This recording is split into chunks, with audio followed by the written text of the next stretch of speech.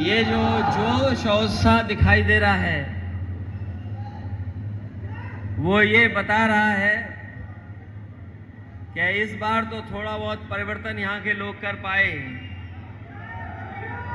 22 में थोड़ा बहुत परिवर्तन किया है, लेकिन 24 में पूरा का पूरा परिवर्तन यहाँ के कार्यकर्ता और नेता कर करके दिखाएंगे।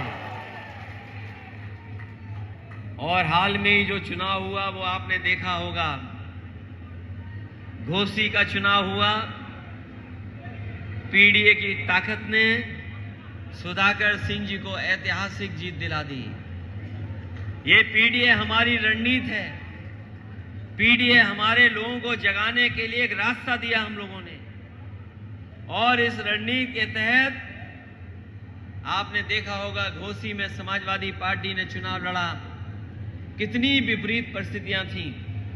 घोसी के लोगों ने तो अन्याय केवल चुनाव के दिन देखा है, लेकिन मैं ये जानता हूं जिन जिन कार्यकर्ताओं से मैं मिला हूं, वो कार्यकर्ता बताते हैं कि प्रतापगढ़ में तो कोई दिन ऐसा नहीं जाता जिस दिन उनको अन्याय का सामना न करना पड़ता हो। हर दिन, चाहे कहीं वो हो, कभी जमीन को लेकर के, कभी थाने को, तहसील को लेकर के अन्याय का सामना करना पड़ रहा है। और ये लगता तो ऐसा है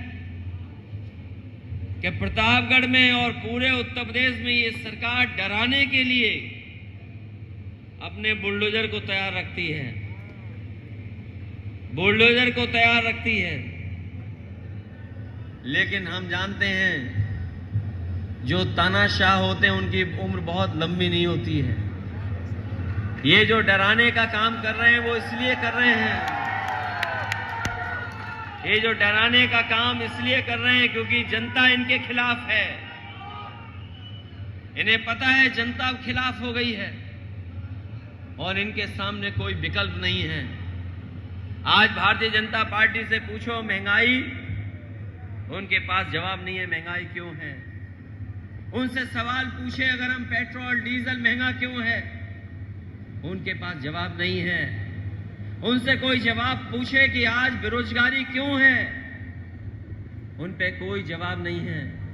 उनसे पूछे कि अगर बिजली नहीं आ रही और बिजली का बिल क्यों इतना आ रहा है, भारतीय जनता पार्टी के पास कोई जवाब नहीं है। अभी गेहूं की फसल हमारे किसानों की तैयार हुई। किसान इस उम्मीद में बैठा है कि शायद उसकी आय दोगुनी कर देगी भारतीय जनता पार्टी, लेकिन हमारे किसानों की आय दोगुनी नहीं हुई है।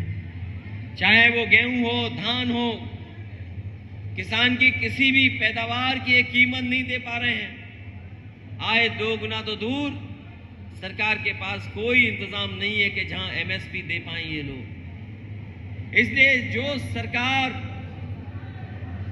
जनता में, और जिस सरकार की छवि जनता में कुछ बनी ना हो, बनाई ना पाए हो, तो इसीलिए जानबूझ करके वो डराने का काम कर रहे हैं। ये प्रतापगढ़, यहां के लोगों से मैं अपील करने आया हूं, शिविर में जो जो बातें रखी गई हैं उनको जरूर ध्यान रखना आप लोग। और घोसी से लेकर के जो भी बाई इलेक्शन हुए हैं, जिस तरीके से हमारे नेता कार्यकर्ताओं ने एक बूथ स्तर पर काम किया है, और मैं आज भी कहता हूं ये जितने पंडाल में बैठे